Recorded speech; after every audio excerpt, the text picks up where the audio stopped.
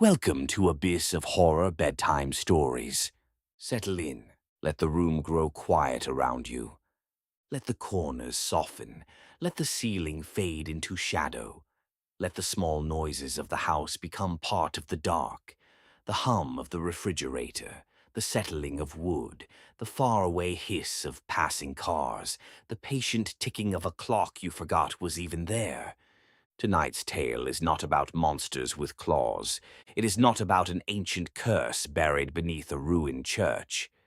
It is not about a haunted mansion standing alone on a hill. Tonight's story is about something smaller. A house key, a phone call, a voice you recognize, a stranger who knows just enough to be believed. And that is the terrible thing, because this could happen to anyone. Now breathe slowly, pull the blanket close, and listen. The voice at the door. Claire Renshaw had a habit of checking the front door 3 times before bed. It was not a strange habit, not really. Plenty of people did things like that. They checked the stove, they checked the window locks, they checked that the phone was charging, that the dog had water, that the porch light was off or on depending on what made them feel safer. Claire checked the door, once after dinner, once before brushing her teeth, once after turning out the lights. 3 times. Deadbolt, chain, handle, deadbolt, chain, handle, deadbolt, chain, handle. Then she could sleep. She lived alone in a narrow townhouse at the end of a quiet street, the kind of street where people waved from driveways but rarely knew each other well enough to be invited inside. The houses were close together, all built in the same pale brick, all with small porches and small lawns and black mailboxes lined like patient birds at the curb. Claire had moved there after the divorce. She had told everyone it was because the place was practical, close to work, affordable enough. Not too big, not too small. A fresh start. That was what people liked to hear. A fresh start. They didn't want the rest of it. They didn't want to know she had chosen the townhouse because it had only one entrance anyone could reach without a ladder. They didn't want to know she had replaced the screws in the strike plate with longer ones after watching a video online. They didn't want to know she kept a chair angled beneath the doorknob at night, even though she had a deadbolt and a chain. They didn't want to know that after you spend years listening for the sound of someone's mood in the way they set down their keys, silence does not feel peaceful. It feels like waiting. By October, Claire had become a woman of small rituals. Tea at 9, phone on the nightstand, kitchen light off, bathroom light off, hallway light left on until she got into bed. Door checked 3 times, then sleep. Most nights the rituals worked. Some nights they did not. On the night it began, rain was falling softly against the windows. Not a storm, just a steady autumn rain that blurred the glass and painted the streetlights into long orange smears. Claire had spent the evening folding laundry while half watching a cooking show she had no intention of learning from. At 10:30, she carried a basket of warm towels upstairs, put them away, brushed her teeth, and checked the front door for the second time. Deadbolt, chain, handle, locked. She turned off the downstairs lights, went up to her bedroom, changed into an old gray sleep shirt, and climbed into bed. The rain whispered. The house settled. Claire read 3 pages of a mystery novel without understanding any of them. Then she set the book face down on the nightstand and listened. Nothing. She got up. She padded downstairs barefoot, moving carefully because the 3rd step creaked. At the bottom, she crossed the dark living room and checked the front door for the 3rd time. Deadbolt, chain, handle, locked. Good, she whispered. She did not know why she spoke to the door. Maybe because it was the only thing standing between her and the world. Claire returned upstairs, got into bed, and turned off the lamp. The room went dark. For a little while there was only rain. Then her phone rang. The sound shot through the room so sharply that Claire gasped and grabbed at the blanket. Her phone buzzed across the nightstand, lighting the ceiling with a cold blue glow. 11:46 p.m. Unknown number. Claire stared at it. She never answered unknown numbers. Not anymore. Too many scams. Too many recorded voices warning her about accounts she didn't have and deliveries she hadn't ordered. The phone rang until it stopped. The room went dark again. Claire exhaled. Then it rang a second time. Unknown number. She picked it up, thumb hovering over decline. The screen trembled faintly in her hand. It stopped. Silence. Claire waited. The rain continued its soft scratching against the glass. Then a voicemail notification appeared. She should have ignored it. She knew that even then. But curiosity is not loud. It does not shout. It does not feel like a bad decision while you are making it. It simply opens a tiny door in the mind and waits. Claire tapped the voicemail. Static hissed. For 3 seconds, there was only empty air. Then a voice said, "Claire." She sat up. It was her mother. Not exactly. Her mother had been dead for 6 years. But grief keeps voices in strange little drawers inside the mind. A laugh, a sigh, a certain way of saying your name when you are in trouble or loved or both. This voice opened one of those drawers. "Claire," it said again, thin and trembling. "Honey, I'm sorry. I know it's late." Claire's mouth went dry. The voicemail crackled. "I'm outside." Then it ended. For a long moment, Claire did not move. The phone remained against her ear, warm now from her hand. No. That was what she thought. Just no. She played it again. Static. "Claire. Honey, I'm sorry. I know it's late. I'm outside." She played it a third time. The same. Her mother's voice. Almost. Not a recording Claire recognized. Not from an old video. Not from a birthday message. It had the breathy edge her mother's voice used to get when she was trying not to cry. Claire stood. The house seemed to lean around her.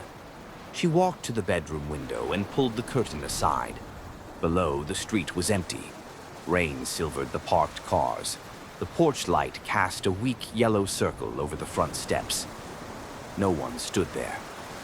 Claire checked the driveway. Empty. The sidewalk. Empty. The front lawn. Empty. She told herself the voice was fake. It had to be fake. People could do things with voices now. Apps. AI. Scams. She had read about it. A person only needed a few seconds of audio and they could make a voice say anything. Her mother's voice existed online in old family videos. Claire knew that. Birthday parties, Christmas mornings, her sister's wedding.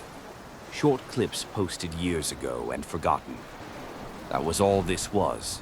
A scam. A cruel one. The thought should have calmed her. It did not.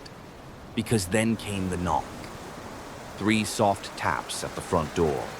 Claire stopped breathing. The sound came from downstairs. Tap, tap, tap. Not loud. Polite. Patient. Claire backed away from the window. Her first instinct was to call the police. Her second was to be absolutely silent. A third tap came. Then a pause. Then her phone rang again. Unknown number. Claire stared at it until it stopped. Another voicemail appeared. She did not press play. The phone began to play it by itself. The speaker crackled.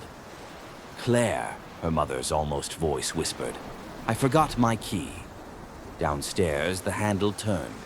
Once. Slowly. The chair beneath it creaked. Claire clapped both hands over her mouth. The handle returned to place. Rain whispered. The house waited. Then the voice at the door said very softly, "I know you're awake." Claire called 911. She did it from the bathroom with the door locked, crouched on the cold tile floor between the sink and the tub. She whispered into the phone, explaining there was someone at her door, someone calling her, someone who knew her name. The dispatcher stayed calm. Claire hated her for that, then loved her for it. Are you alone in the home? Yes. Are the doors locked? Yes. Can you see the person? No. Do not approach the door. I'm not. Officers are on the way. Downstairs, something slid through the mail slot. Claire heard the tiny metal flap squeal. Then paper whispered onto the floor. The dispatcher asked, "What was that?" "My mail slot." "Stay where you are." Claire stayed.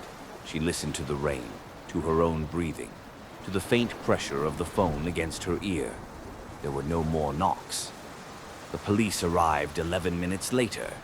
By then, Claire's legs had gone numb from crouching. She heard the heavy sound of boots on the porch. A man's voice called, "Police!" Claire did not move until the dispatcher told her it was safe. When she came downstairs, 2 officers stood in her living room. One was near the front door. The other was holding a small white envelope in a gloved hand. The chair was still under the doorknob. The deadbolt was locked. The chain was fastened. The handle was untouched. No one was outside. The porch was wet and empty. "Do you have cameras?" one officer asked. "No." "Neighbors?" "Yes, but I don't really know them." The officer nodded as if that explained more than it should. The envelope had no stamp and no address. On the front, written in blue ink, was one word: Claire. Inside was a photograph. Claire recognized it immediately. She was 8 years old in the picture, standing in her parents' backyard in a purple coat, holding a crooked snowman's twig hand. Her cheeks were red from cold. Her mother's shadow stretched across the snow in front of her. Claire had not seen that picture in years. It had been in a box in her bedroom closet. Upstairs. The officers searched the house. The box was still in the closet. Open. Photographs spread across the carpet. Nothing else missing. No signs of forced entry. No broken window locks. No back door. Because there was no back door. Only a narrow sliding door that opened to a fenced patio, locked from the inside, blocked by a wooden bar Claire herself had cut to fit the track. One officer asked if anyone had a key. "My sister. That's it." Could she be playing a prank? Claire looked at him. He lowered his eyes. "Just have to ask." The police took the envelope. They took the voicemail information. They filed a report. Before they left, the older officer said, "You might consider staying somewhere else tonight." Claire almost laughed, because he did not say, "You are safe." He said, "Leave." So she did. She drove to her sister Amanda's house with a shaking grip on the wheel and rain tapping softly at the roof of the car. Amanda opened the door in pajamas, hair wild, face full of fear. Claire collapsed into her arms like a child. By morning, the rational world had returned just enough to be cruel. Amanda made coffee. Her husband checked the locks. Her teenage son offered to sleep on the couch with a baseball bat, which made Claire smile for the first time in 12 hours. They listened to the voicemail together. Amanda went pale. "That's Mom." "I know." "No, Claire, that is Mom." "I know." Amanda sat down slowly. The voicemail played again. "Claire, honey, I'm sorry. I know it's late. I'm outside." Amanda covered her mouth. Her husband, Mark, frowned. Someone could have cloned her voice. "From what?" "Old videos, social media." Claire nodded. "That's what I thought." "Then this is targeted," Mark said. The words settled heavily over the kitchen. Targeted. Not random. Not a prank. Someone had chosen Claire. Someone had found her mother's voice. Someone had entered her home or made it appear that they had. Someone had gone through her closet and found a photograph from childhood. Someone knew where she slept. Amanda wanted Claire to stay. Claire wanted to. But by afternoon, embarrassment began to creep in around the edges of fear. It always does. That ugly little voice that says you are making a scene, that you are causing trouble, that other people are tired of you now. By evening, Claire insisted on going home with Mark to install cameras. They put one facing the front porch, one in the living room, one in the hallway, and one at the top of the stairs. Mark checked the windows and doors. He looked in the closets. He tested the sliding patio lock twice. "Call me if anything happens," he said. Amanda hugged her for a long time. After they left, the house felt bigger. Not emptier. Bigger. As if the rooms had stretched while she was gone. Claire made tea she did not drink. She kept every light on. She watched the live feed from the porch camera on her phone until her eyes blurred. At 10:30, she checked the front door. Deadbolt, chain, handle. At 11 o'clock, she checked again. Deadbolt, chain, handle. At 11:46, the porch camera went black. Claire sat up on the couch. The other cameras remained active. Living room, empty. Hallway, empty. Stairs, empty. Porch, black. Her phone rang. Unknown number. Claire did not answer. Voicemail. This time she waited. The phone did not play it by itself. Her finger hovered. "No," she whispered. She put the phone face down on the coffee table. Downstairs, though she was already downstairs, the house made a sound like someone shifting weight. From the front door came 3 soft taps. Tap, tap, tap. Claire grabbed the kitchen knife. The phone, still face down, began to play the voicemail. Her mother's voice filled the room. "Don't be rude, Claire." The front door handle turned. The chair creaked against the floor. The deadbolt held. The chain held. The handle stopped. Claire stood in the middle of the living room, knife raised, lights blazing, cameras recording, phone speaking in her dead mother's voice. Then the hallway camera sent an alert. Motion detected upstairs. Claire's blood went cold. She looked at the feed. The upstairs hallway was empty. At first, then a white envelope slid from beneath her bedroom door. The camera caught it clearly. A thin rectangle of white paper pushing itself into the hallway from inside the room. Claire did not remember climbing the stairs. She remembered standing at the bottom, looking up into the lit hallway. She remembered the knife in her hand. She remembered the terrible certainty that if she opened the bedroom door, something on the other side would be waiting with her mother's voice and her own childhood photographs and a patient smile. She called Mark instead, then the police. Nobody found anyone. The bedroom window was locked. The closet was empty. The envelope lay in the hallway. Inside was another photograph. Claire, at 16, asleep on the living room couch of her childhood home, mouth slightly open, one hand under her cheek. A candid family photo. Harmless once. On the back, in blue ink, "You were always easy to watch." That was when Claire stopped sleeping at home. For 2 weeks, she lived at Amanda's.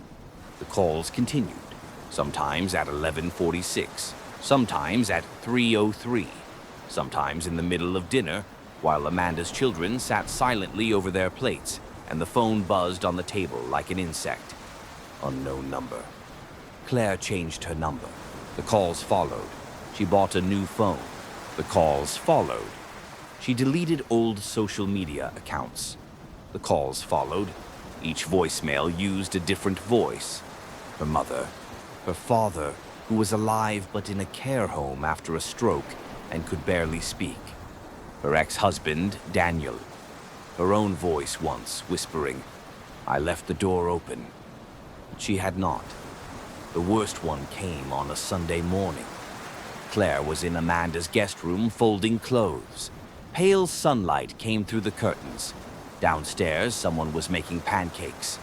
For a moment, the world felt almost kind. Then her phone rang. Unknown number. She let it go. Voicemail. She played it only because she was tired of being afraid of a small red notification. Static. Then the voice of Amanda's daughter, Lily, age 6. Aunt Claire? Claire's body went rigid. Lily was downstairs, laughing, alive, safe. On the voicemail, Lily's voice whispered, "There's a man in your house." The call ended. Claire ran downstairs. Lily was at the table, sticky with syrup, confused when Claire grabbed her and held her too tightly. "What's wrong?" Amanda asked. Claire looked toward the front window. Across the street, beyond the wet shine of morning pavement, a white van idled near the curb. No markings, no driver visible. Then it pulled away. Mark wanted to hunt. Police wanted evidence. Amanda wanted Claire to disappear. "Stay somewhere no one knows," she said. "They know everything." Not everything. But they did. Or it felt that way. That was the true poison of it. Not the voice, not the envelopes, not even the photographs. The poison was how quickly the world became uncertain. Every car behind her became the car. Every person in the grocery aisle became a watcher. Every unknown number became a hand reaching through the dark. Every small mistake became suspicious. A cabinet left open, a light she forgot to turn off, a misplaced hairbrush. Fear did not arrive like a monster. It arrived like a second life laid over the first one, identical in shape but darker in color. Claire stopped going to work. She worked remotely until she stopped answering emails. She slept in pieces. 20 minutes on the couch, an hour in the afternoon, never fully, always listening. After a month, the police had very little. The numbers were masked. The emails used disposable accounts. The photographs had Claire's fingerprints, and Amanda's and their mother's, because they came from old family boxes. No useful prints on the envelopes. No face on any camera. No forced entry. No witness who remembered anything helpful. "Could be someone you know," a detective said. Claire laughed once, dry and humorless. "It is someone who knows me."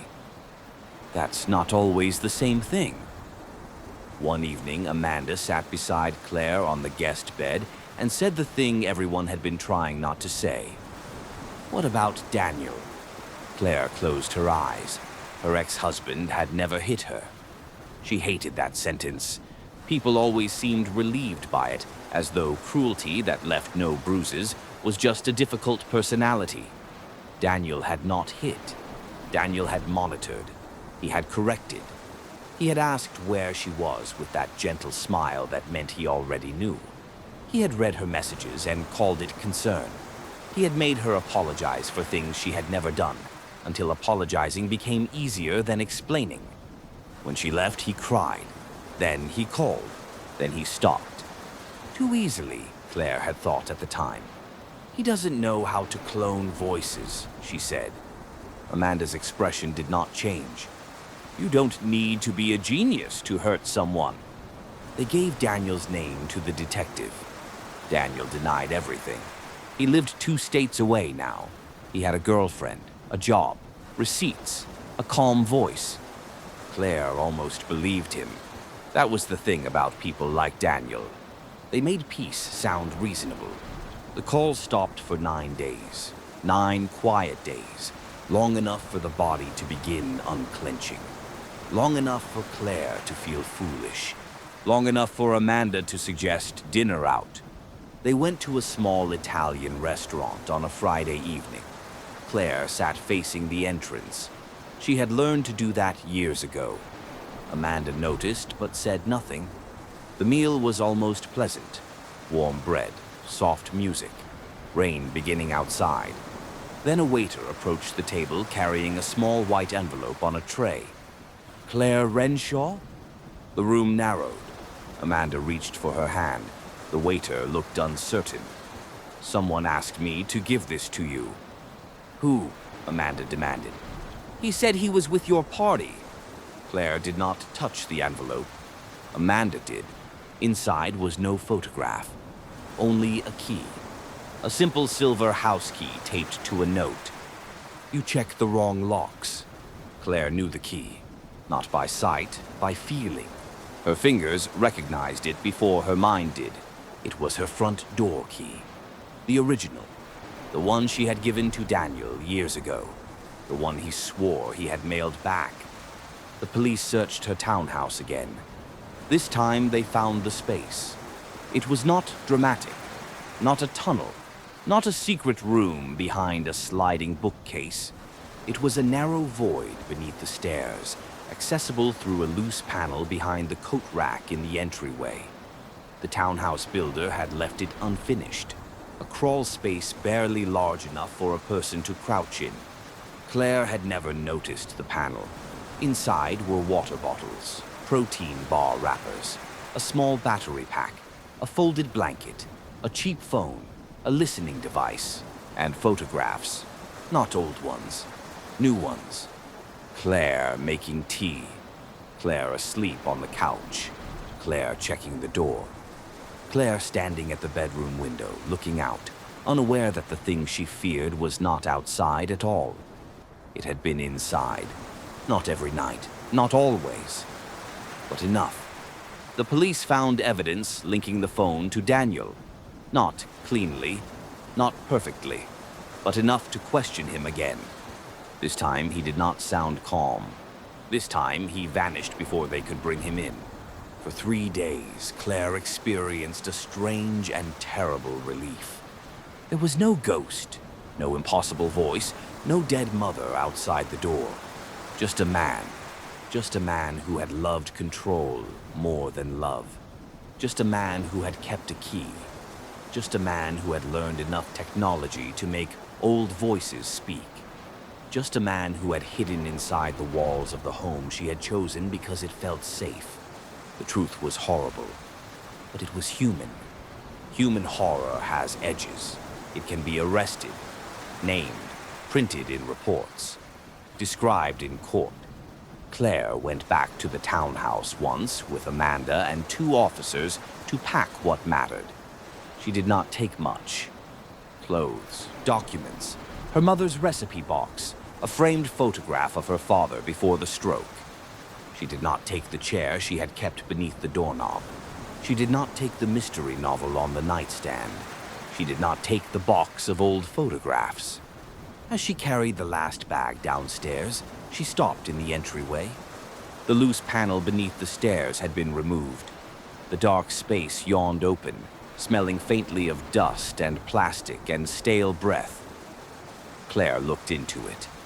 For a moment, she imagined Daniel folded in there, knees drawn to chest, listening while she checked the door 3 times. Deadbolt, chain, handle, and behind her, hidden in the wall, a smile. She turned away. "Claire," Amanda called. "Coming." That night, she slept at Amanda's again. At 11:46, her phone rang. Unknown number. Everyone froze. Mark grabbed the phone and answered. "Who is this?" Silence. Then a voice said, "I'm sorry." It was Daniel, small, shaking. Mark put it on speaker. Claire stood very still. Daniel whispered, "I never went inside while you were home." No one spoke. "I need you to know that," he said. "I watched, but I didn't go in when you were there. I wouldn't. I'm not a monster." Claire felt something inside her go cold and clear, the kind of calm that comes when fear has burned everything soft away. "You were in the crawl space," she said. "No. The police found... I left things there, yes, before, when you were gone. I watched through the cameras. I called. I sent the pictures. But I was never inside while you slept." Amanda said, "Liar." Daniel began to cry. "I didn't write the last note." Claire's heart slowed. "What last note?" "The one at the restaurant, with the key. I didn't send that." "You expect me to believe you?" "No," he whispered, "but I need you to listen." Static hissed. Then Daniel said, I got one too. The room seemed to tilt. What?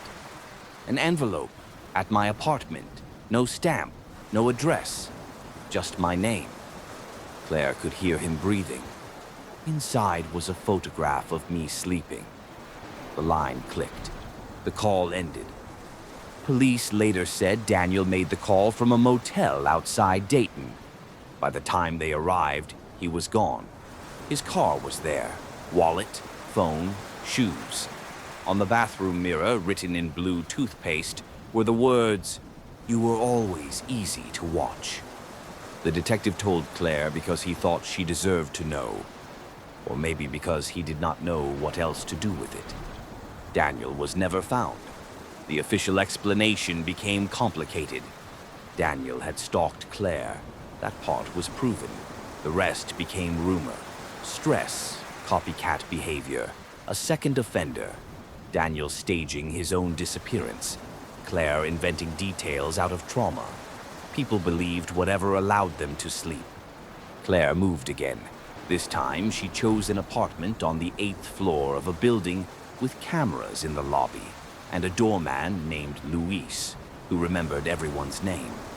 There was no crawl space, no mail slot, no basement storage, no hidden void beneath the stairs. For a while, life became small and careful. Therapy twice a week, work in the mornings, dinner with Amanda on Sundays. No unknown calls answered, no social media, no voice assistants, no smart devices, no camera inside the apartment unless she controlled it. The rituals remained: deadbolt, chain, handle. But now there was a fourth check. Silence. Claire would stand with her ear near the door after locking it, listening to the hallway outside. Only when she heard nothing could she go to bed. Months passed, then a year. The story loosened its grip. Not completely, never completely, but enough. Then came the night with the snow. The first snow of December, soft and quiet, falling past the 8th floor window in white streaks. Claire made chamomile tea. She read half a chapter of a book. She texted Amanda goodnight. At 10:30, she checked the door. Deadbolt, chain, handle, silence. At 11 o'clock, she checked again. Deadbolt, chain, handle, silence. At 11:46, she woke to her phone glowing on the nightstand. No ringtone, no vibration. Just the screen lit in the dark. A voicemail notification. Unknown number. Claire stared at it. For a long time, she did not move. Then, slowly, she picked up the phone. The voicemail was 12 seconds long. She pressed play. Static. Then her own voice whispered, "Don't be rude, Claire." The bedroom door creaked open. Claire had left it closed. A line of hallway light spilled across the floor. Something slid into the room. A white envelope. It came to rest at the foot of the bed. Claire could not breathe. No one stood in the doorway. The hallway beyond was empty. The apartment door was locked. The chain was fastened. The handle had not moved. She knew because she had checked 3 times.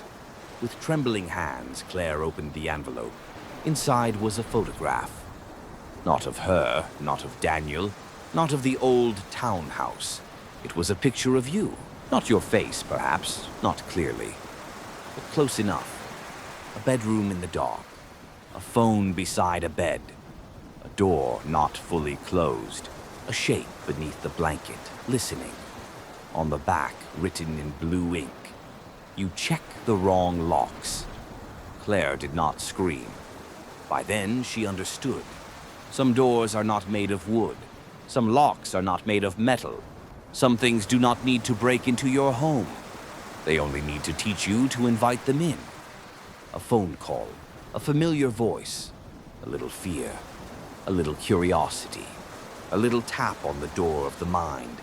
Tap, tap, tap, and you answer. Not all at once, not knowingly, but piece by piece.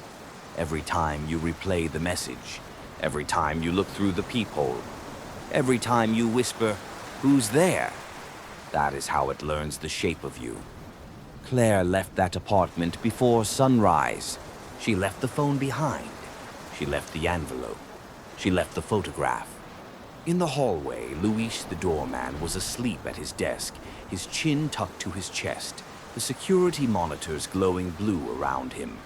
On one screen, Claire saw herself exiting the elevator. On another, the empty hallway outside her apartment. On a third, the lobby doors, locked against the snow. Then the fourth monitor flickered. It showed her bedroom. Impossible, because there was no camera there. The bed was empty. The envelope lay open on the floor. And from somewhere just outside the frame, a hand reached in and turned off the lamp.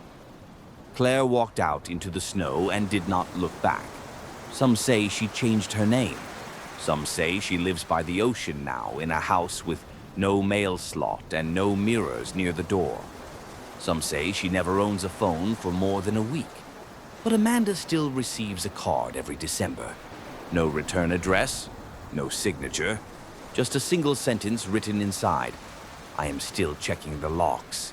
And every year after Amanda reads it, her own phone rings. Unknown number. She never answers. She deletes the voicemail without listening. She tells herself that is enough. Maybe it is. Maybe the safest thing is not to hear the voice, not to confirm it, not to let it become real in the room with you. But sometimes, late at night, when the house is quiet and her children are grown and the hallway is dark, Amanda swears she hears her sister whispering from downstairs, not calling for help, not warning her, just speaking softly through the silence. Amanda? Tap, tap, tap. Honey, I'm sorry. Tap, tap, tap. I know it's late. And then from the other side of the locked front door, in a voice almost familiar enough to trust, I'm outside. So tonight, before you drift off, check the door if you must. Deadbolt, chain, handle. Then put the phone face down. Do not answer unknown numbers. Do not replay strange messages.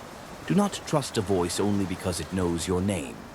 And if, sometime deep in the night, you hear 3 polite taps from the dark, tap, tap, tap, lie still. Breathe slowly. Let the house settle. Let the rain or snow or silence cover the sound.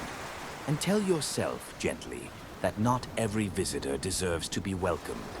Sleep tight, if you can.